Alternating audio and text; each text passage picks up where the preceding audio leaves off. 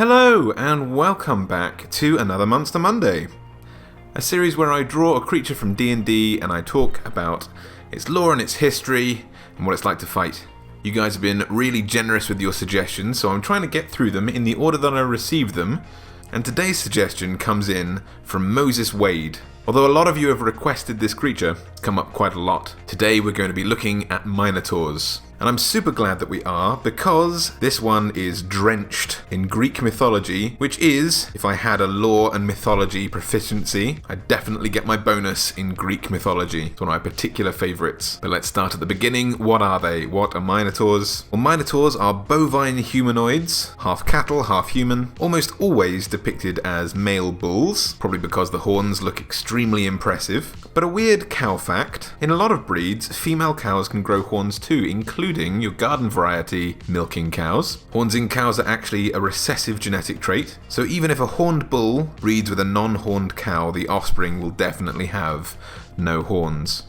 Or almost certainly. It's definitely a lot easier to tend to a creature that isn't covered in massive jagged spikes. So I would imagine that this has been strategically bred out of most cattle that we're going to use on dairy farms. But you can see females having large horns in a lot of other breeds, especially up here in Scotland where we have the very, very hairy Highland coos. Even the lady coos up here can boast some pretty impressive headwear. In D&D, Minotaurs were introduced in the original white box in 1974, and they're so well loved by so many people as monsters that due to popular demand, they're even a playable race in most editions, including 5th, including this current edition via Unearthed Arcana. I'm not sure if it's in any of the books yet, but definitely in Unearthed Arcana you can use the stats from Wizards of the Coast to play a Minotaur, which is a little bit unusual actually, because unless you're using Volo's Guide and allowing players to use the monstrous races as playable characters featured in that book, like goblins and so on and so forth, we don't usually have access to any traditionally evilly aligned creatures as playable races, unless you're counting the Drow, of course, in the core player's handbook. And it's sad to say, but yes, Minotaurs are innately evil creatures. They hopefully might not act that way, but by their nature they are unfortunately evil. They're described as brutal and savage, carnivorous and cannibalistic creatures who are blessed, or cursed depending on your outlook, by the Horned King,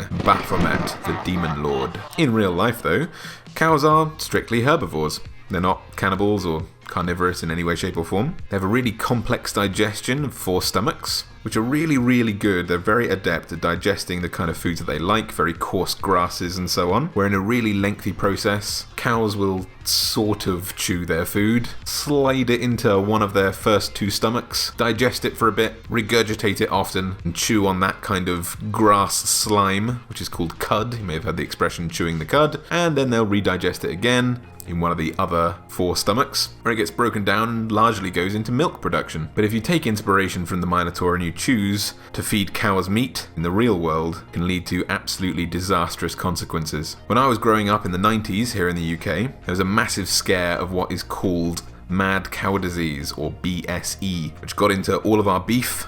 What mad cow disease does is that in cows, and unfortunately also in the people that then eat the beef of these cows, it starts to degrade the brain matter and spinal cord of the infected person, which needless to say causes absolutely agonizing pain, can change people's personalities, and definitely, as was made very publicly aware throughout my entire childhood, can definitely lead to death.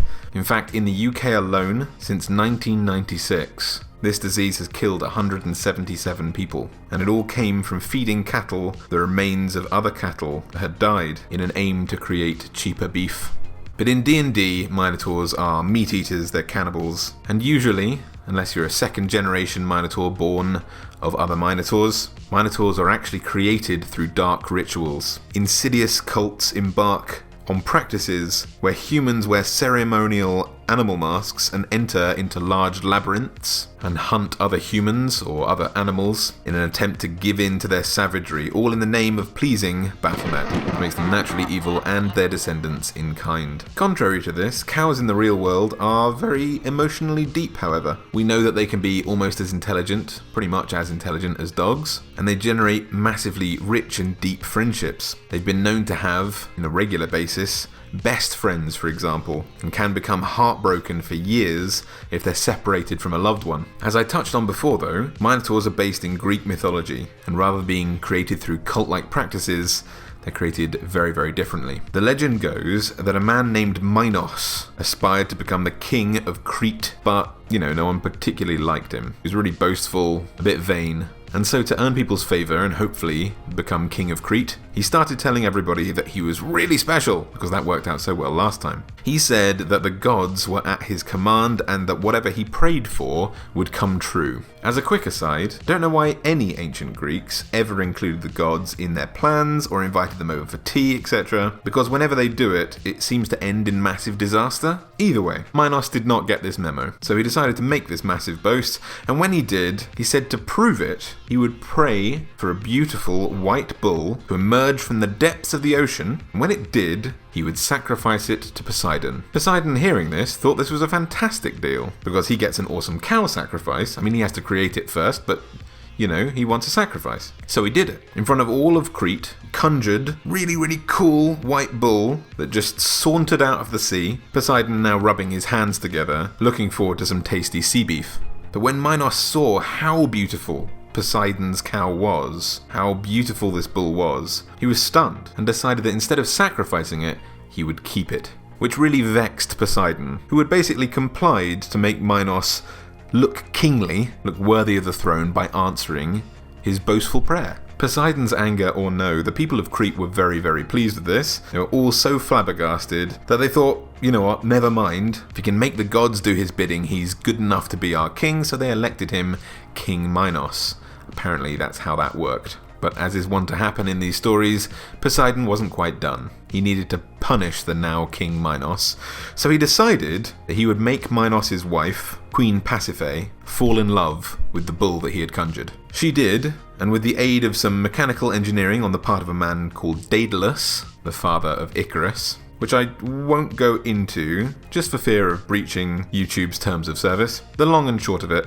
is that 9 months later she gave birth to a man-bull hybrid, now known as the Minotaur. Tor meaning bull, Minos being King Minos, so it was compounded as Minotaur. Although technically, King Minos wasn't involved in any part of this, definitely wasn't the bull's father, so they probably should have called it the Pacificator, although that sounds very, very passive and slightly less cannibal-y. And this hideous man-bull hybrid was birthed by Pasiphae because the Greeks hadn't totally figured out how genetics worked yet. But despite this monstrous mutant being born, Pasiphae was not cruel to it. She gave it a name. Rather than the Minotaur, she called it Asterion, meaning the starry one, probably a connection to the Taurus constellation. But King Minos, needless to say, was disgraced by this, so he locked away his illegitimate child, his mutant son, because he was embarrassed and also because it turns out that his son really liked to eat people. Feeling a little guilty for helping Pasiphae realize her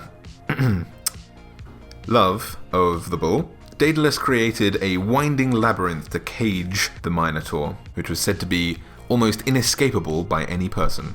Minos then used this as an elaborate torture and feeding chamber, sacrificing 7 young men and 7 unwed girls to it every 9th year, which means that it's got to have one hell of a freezer in there if it's going to store meat for 9 years. Or they've really, really exaggerated how much the Minotaur liked to eat people. But either way, there was still a monster that was eating people on a 9-yearly basis, and someone needed to put a stop to it. The person who did was a man named Theseus. Eventually Theseus, aided by Ariadne, daughter of Minos, slew the Minotaur, ending this bloodshed. Now we can see both elements of the story and the demonic cult-like creation of Minotaurs in their stat sheet.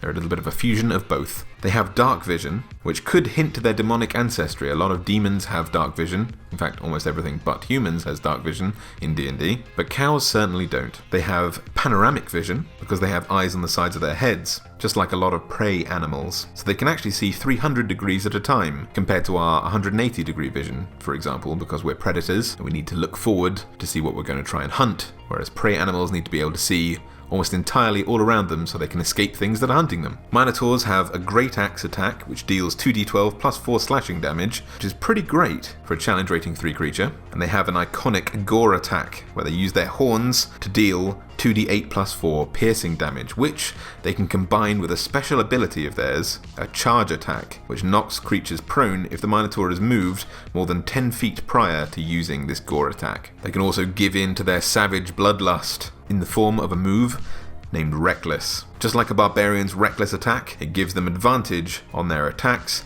but means that the creature also has advantage to attack them. Finally, just like Asterion, they have a skill called Labyrinthine Recall, a nod to the story. All Minotaurs can perfectly recall any path that they have ever travelled. Anyway guys, I hope you enjoyed this one. I definitely did. It's a great suggestion. So if you have any creatures that you'd like to see me draw, there's always more room on the list for me to work through. So make sure to leave any suggestions of things that you'd like me to draw down below in the comment section. Otherwise, if you enjoyed this video and you'd like to support the channel, please make sure to leave a little thumbs up, a little like, maybe favourite this video, and also share it. Anything like that really massively helps the channel to grow, so thank you very much for that. Otherwise, until next time, happy monster hunting, and I'll see you later.